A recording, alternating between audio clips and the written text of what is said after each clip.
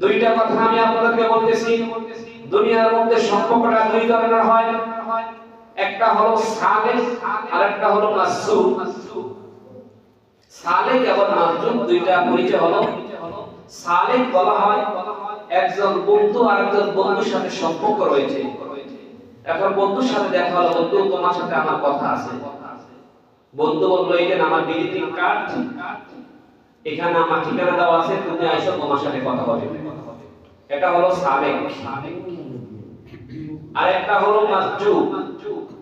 মাসজুব বলা হয় এমন বন্ধু যে বন্ধু তোমার সাথে আমার কথা আছে। কথাটা কি? বন্ধু বলল বন্ধু আমার একটা ফ্রি পাঠিয়ে দিব, একটা গাড়ি পাঠিয়ে দিব, তোমাকে সহ নিয়ে যাইবা, নিয়ে যাবে, আমি এবং তুমি দুইজন মিলে গোপা আলাপ করব। বলেন সুবহানাল্লাহ। আল্লাহ রাব্বুল আলামিনের সম্পর্কটা ছিল নবীর সাথে এমন মাসজুবের মতো। মুসা আলাইহিস সালাতু ওয়াস সালাম আল্লাহকে বলেন আল্লাহ আমি আপনাকে দেখতে চাই। আল্লাহ রাব্বুল আলামিনকে দেখতে মুসা আসলাম পারে নাই, অপারগতা পোষণ করেছেন। মুসা আসলাম আল্লাহ রাব্বুল আলামিনের এই নূরানি তাজাল্লি এটা সহ্য করতে পারবে না, আল্লাহ জানেন। এইজন্য তাকে সরাসরি দেখা করতে আল্লাহ রাব্বুল আলামিন নিষেধ করলেন যে মুসা তোমার পক্ষে সম্ভব না।